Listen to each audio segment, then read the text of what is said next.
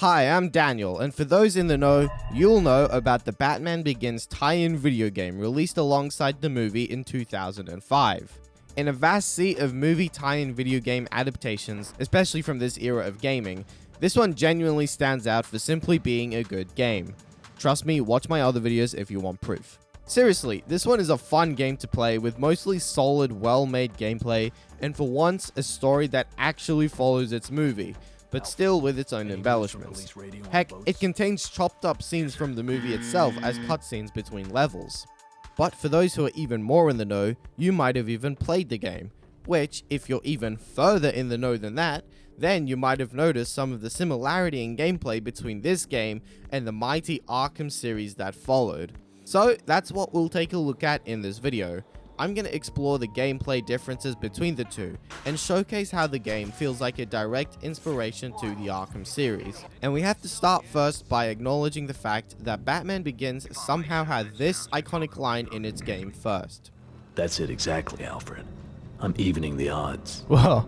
Evening the odds. We should first start by quickly going through Batman Begins' stealth and fear system, since it's one of the main gameplay elements you probably interact with the most during the game. Similar to Arkham, you'll have stealth encounters with armed enemies. You can sneak up behind enemies and do a stealth takedown, although a lot of these encounters, especially in the later game, require you to use the fear system to get through them. Each encounter has an area fear meter.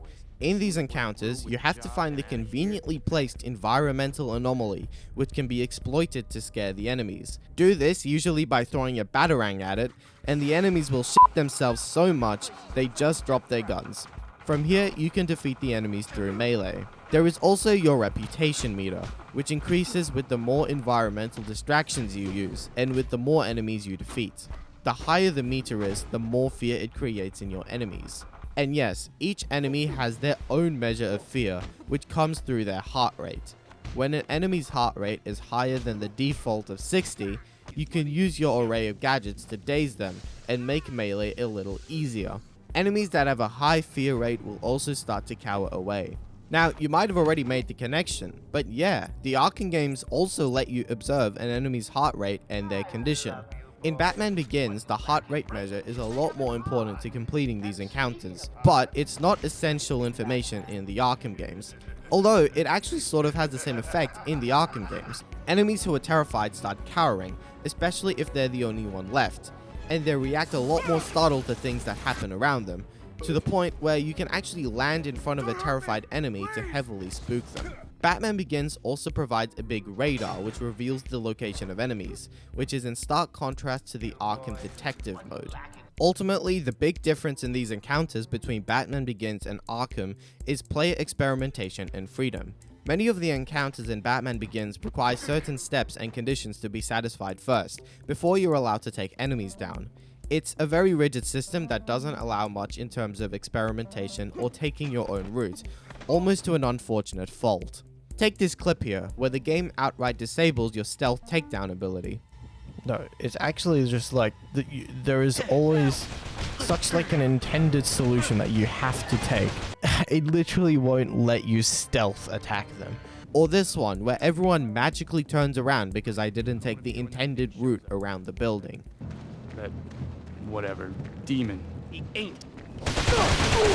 Okay.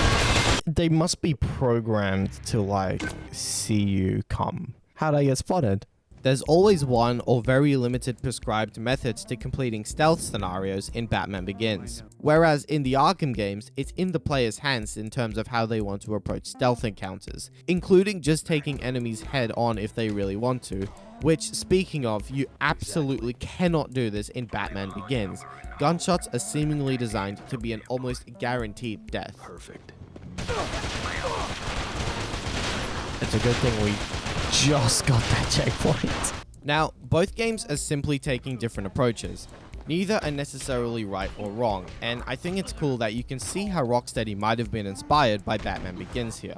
But I do think it's quite the flaw in Batman Begins that the player can get themselves in the wrong approach, where you absolutely must follow the intended solution. It's one of the worst feelings when playing a game, especially when developers purposely disable already established mechanics. Though, I want to be clear, I think the fear-based gameplay in Batman Begins is actually very cool, especially since it heavily connects with one of the strongest themes of the story. But it's just unfortunate that there are certain moments that sour the experience somewhat. Here's something cool though, both Arkham and Batman Begins have interrogations for the last remaining enemy. How about you? I'm freaking terrified. So, do we have the info? Are we just gonna keep on going? Please, I got a kid.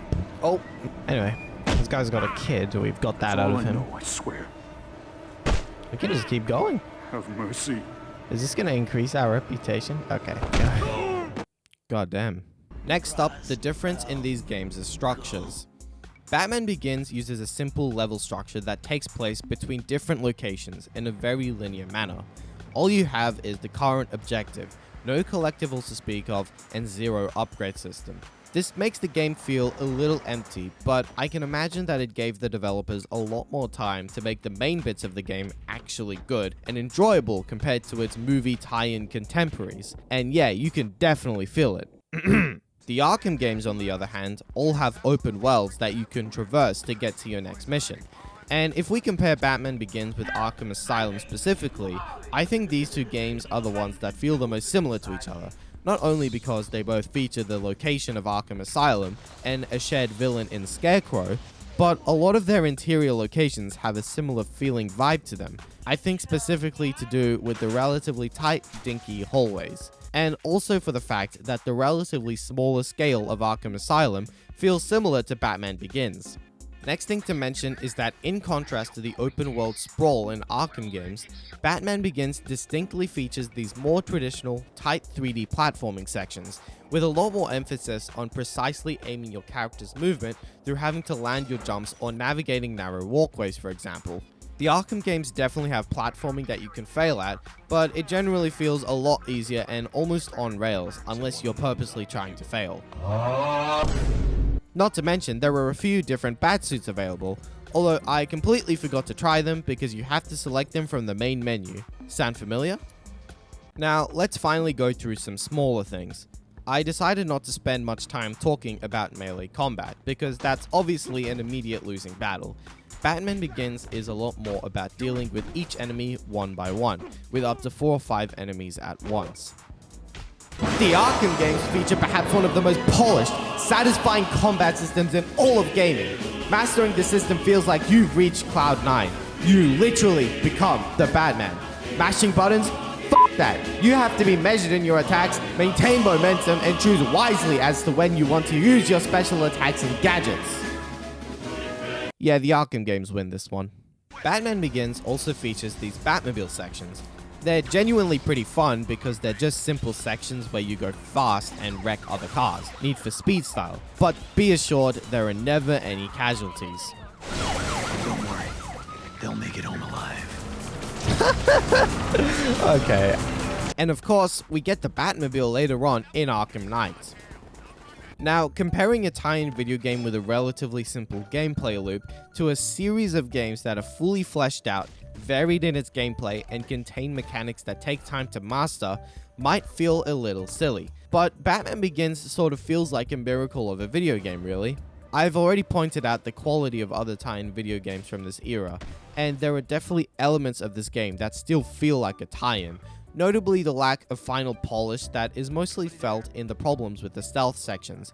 But ultimately, the point I wanted to make with this video, and one that fortunately hasn't been ignored by the community, is that it's a testament to Batman Begins, that its gameplay is good enough to compare to what became an acclaimed series of superhero video games, and perhaps also inspired essential parts of it too.